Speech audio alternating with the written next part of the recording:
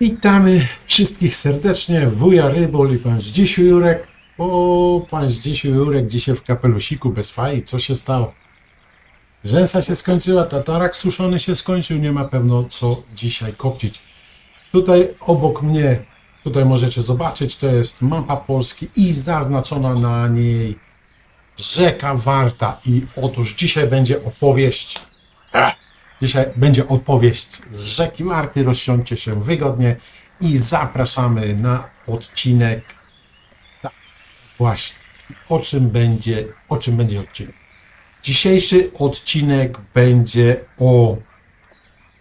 o tym gościu. To jest sum olbrzym, pływający w Warcie. I teraz tak. Jak wiadomo, każdy z nas ma jakieś pasje. My z kumplami postanowiliśmy, że zapolujemy sobie na warcianego suma. Rzeka Warta oczywiście południowo-zachodnia Polska, jak ktoś nie widzi, proszę bardzo. W Zawierciu, koło Zawiercia gdzieś ma swoje źródło. Najważniejsze miasto to Poznań, stolica Pyrlandii i oczywiście do Odry. No jeszcze oczywiście jest Częstochowa, jest Gorzów Wielkopolski, no ale najważniejsza stolica Pyrlandii, czyli Poznań, i uchodzi do Odry w Kostrzynie nad Odrą. I teraz ta rzeka jest bardzo piękna, bardzo śliczna rzeka, wyprawa na suma, a że wiedzieliśmy, gdzie te sumy bytują, teraz może już całkiem inaczej, bo to było ładnych parę lat wstecz.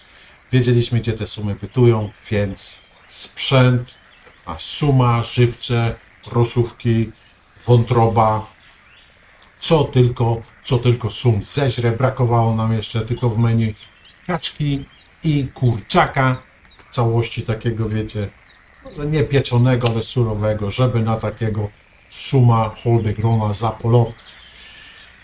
Oczywiście do wyprawy się przygotowywaliśmy dosyć długo. W końcu nadeszła noc. To była noc, ciemna noc, normalnie ani księżyca, ani nic. Jakśmy szli na tą nockę, zajechaliśmy na tą nockę już wcześniej, żeby oczywiście zobaczyć sobie łowisko i nawet, patrzcie, znalazłem miejsce, w którym to się działo. Nade mną widzicie urywek rzeki Warty. Ja dobrze znam tą rzekę i tam u góry widzicie krótkie, głębokie dosyć główki, mimo że one są przed zakrętem i tam powinny być wypłycenia. Dziwnym trafem losu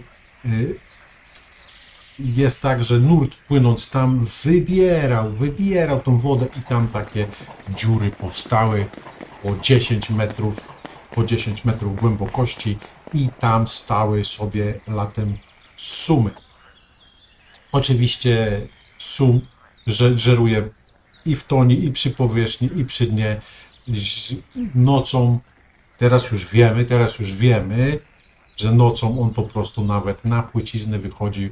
To widziałem z własnego doświadczenia, jak sumy po prostu wypływają na płyciznę za drobnicą, ale to w innym odcinku. Jak będziecie chcieli, napiszcie w komentarzu, to oczywiście Wam powiem o tym, jak sumy i sandacze robiły rzeź drobnicy na mieliznach. W każdym bądź razie tak wygląda ta miejscówka.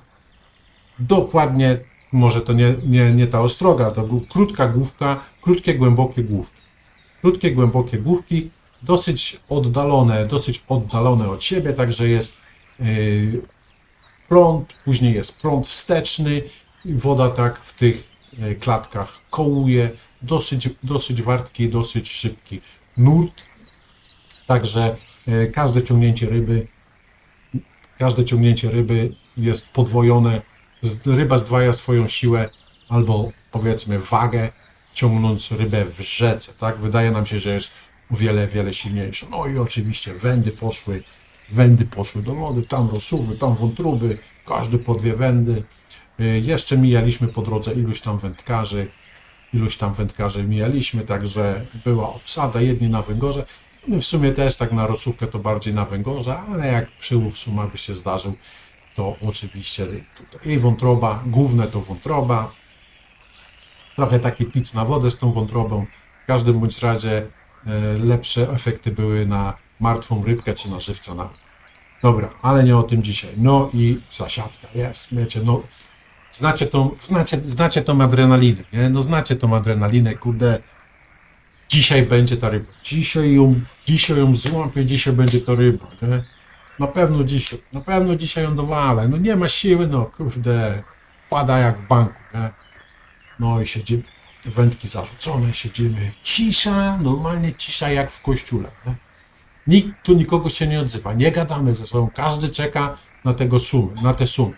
Ale my znaliśmy to miejsce, bo już w tym miejscu sumy kiedyś łowiliśmy, nie? Może nie były to jakieś wielkie, tam po 2 metry, ale tam takie sumy metrowe, 1,20 m, do 1,50 m tam padały, ale opowieści zawsze krążą, że tam jest ten największy sum. Siedzimy, cisza. Jest gdzieś koło 12. Jest gdzieś koło 12, to było lato, to długo było dosyć jasno. 12, wpół do 1. Wtedy by tam patrzył na zegarek i branie. Takie dziwne branie. Jest takie tam. Patrząc na wędkę, nie, jak wędka była zarzucona, no na rzece oczywiście wędki stały prawie pionowo. Mówię prawie pionowo, bo naginał je troszkę nurt, ale jak najkrótsza droga między ołowiem a wędką, żeby jak najlepiej. Nie robiliśmy żadnych zrywek na suma, nie kombinowaliśmy jakichś tam cudów. Nikt wcześniej tego nie robił zrywek na suma i łowił sumy 2-metrowe i nie musiał tam latać z jakimiś zrywkami, kombinacjami, systemami na suma. Rzucało się żywca, czekało się, sum podchodził, brał, poszedł. Nie trzeba żadnych fantazji i wydawać dużych pieniędzy, żeby łowić sum. W każdym bądź razie jest te branie. Siedzimy, wędka, patrzałem na te wędki, na szczytówki i na jednej jest, ale na drugiej też. Na jednej się branie skończyło, przeszło na drugą. I druga i tak pykło, drgnęło i kurde, idzie do wody. Normalnie nie miałem kabłonka otwartego, to też błąd na suma, bo kabłonki powinny być otwarte, albo chociaż na gumkę z tego. I mi za tą wędką. I bo siedziałem zaraz, złapałem tą wędkę, otworzyłem kabłą i żyłka między palcami się wysnuwa z kołowrotka. Jest, kurde, jest. Ale nie idzie tak, wiecie, idzie tak, ja mówię, takimi jakby partiami, nie? Nie to, że stawał, tylko szedł cały czas i tak jakby pompował. Ja mówię sum. No nie ma siły, to jest sum. Przytrzymywałem tak żyłkę palcami i czekałem, nie? I czekałem, kiedy zacząć. A tak sobie myślę, no przecież i tak idzie i dosyć długo idzie i nagle żyłka się zlusowała. I mówię, aha, jest. Dobra. Zamknąłem kabłok, ściągnąłem nadmiar żyłki, cięć. Kurde, odbił w drugą stronę, nie? Odbił w drugą stronę, już poruszenie wiecie, i zaczyna się. I teraz tak, idzie w moją stronę, zwijam żyłkę, chcę go, wiecie, podciągam do góry, żeby poczuć go na wędce, żeby nie dawać mu luzu, no nie, no przecież to normalny hol jest. I go tam targam do góry, to chodzi, mam prawie go pod nogami, ale nie widzę za bardzo, bo ciemno jest, a latarek wtedy nie świeciliśmy latarkami, każdy był zaabsorbowany tą rybą. Teraz macie jakieś halogeny i inne pierdoły. Wcześniej na nockę tośmy szli nawet bez latarek, bo po co nam latarki? W każdym bądź razie jest przy brzegu i nagle wychodzi mi na otwartą wodę, nie? I puszczam mu normalnie puszczam go na hamulcu, bo normalnie idzie, nie było szans w ogóle go zatrzymać, nie? Normalnie idzie na głęboką wodę, czuję jak idzie w prąd, wali, uderza, tak wiecie. No i nie mam szans, próbuję go na wędce przytrzymać, no nie mam szans, żeby go po prostu przytrzymać. I Za jakiś czas i znowu jest ta sama sytuacja i znowu luz, znowu zrobiłem ten luz i tak ze trzy razy się tak powtórzyło. W końcu mówię, i tak jest mocna żyłka, a w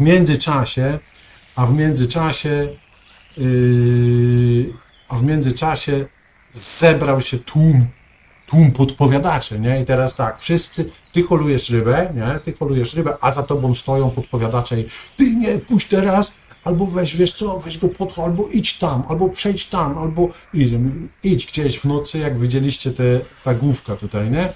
U góry, co widzicie tą główkę. No teraz właśnie po nocy, nie wiadomo co tam w tym brzegu, mówimy, że brzeg sprawdzony, tam jakieś drzewa leżały czy coś. Mówię, gdzie ja teraz będę latał za tym szumem i go szukał, nie? No i w końcu za którymś razem, no i tych doradców, tak jak widzicie, tam się nazbierało pełno i dlatego tak jest, tak było jak było, nie? Zobaczymy, czy będzie lepiej. W każdym bądź razie nie słuchałem żadnych doradców, zamknąłem tego, przykręciłem hamulec i kurde, na ham. Cały czas go czuję, cały czas holuję i wiem, że jest, nie? Wiem, że jest, czuję go normalnie, idzie, dobra, zmęczył się, idzie. Ciągnę, przyciągam do brzegu. No i chłopaki zaczęli tam, wiecie, rzucać się na tą wodę, patrzeć, co się tam dzieje. A tam oczom moim i całym zebranym towarzystwie ukazał się oczeret. Taki oczeret, jak widzicie nad kapelusikiem pana Zdzicha. Taki oczeret. No i tam do tego oczeretu można dorzucić jeszcze parę tataraków. To po prostu była gdzieś taka wyspa oczeretów i tataraków i ona gdzieś się od czegoś oderwała, wpłynęła w klatkę między główkami, zabrała mi wędkę po prostu i ona pływając w koło w tej klatce raz wychodziła w prąd i wtedy to było tak, że czułem, że ojej, ciągnie i później jak wpływała z powrotem, no to robił się luz na żyłce. Ale jeszcze ci nie dowierzali i powiedzieli, że on wszedł w wyspę torfową wlazł wlazł w tą wyspę torfową i on tam jest pod tą wyspą torfową. No i zaczęliśmy tą wyspę, wiecie, wytargiwać. To się wydawało, że to jest leciutkie, ale jak to jest z wodą, ten system korzeniowy, tam jakaś ziemia, coś, nie byliśmy po prostu w stanie wyciągnąć tego na brzeg. Nie byliśmy w stanie wyciągnąć tego na brzeg. Nie wiem, gdzie ten ołów, tam się w tych korzeniach, to wszystko się gdzieś tam pohaczyło po prostu. I to był mój sum, największy sum mojego życia, taka 200-kilowa wyspa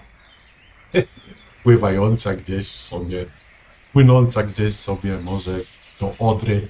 Tam było zamówienie na oczerety i przepłynęła sobie przez moje łowisko i no, ja byłem tym szczęśliwcem, który ją złowił. Także na końcu jeszcze obciąłem żyłkę.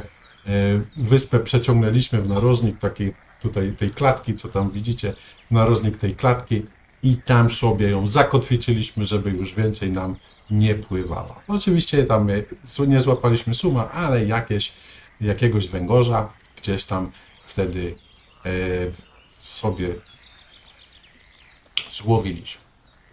Także taka była przygoda. Pamiętajcie, że doradcy na rybach to są najlepsi i trzeba ich zawsze słuchać.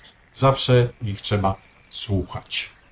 Także pamiętajcie, ryba nie myśli, ale swoje wie. Pozdrawiam Was serdecznie, zapraszam na kolejne przygody. Trzymajcie się ciepło, w zdrowiu, jedźcie na ryby. Połamania kija na okolicznych drzewach. Wuja Rybol i Pan Zdzichu.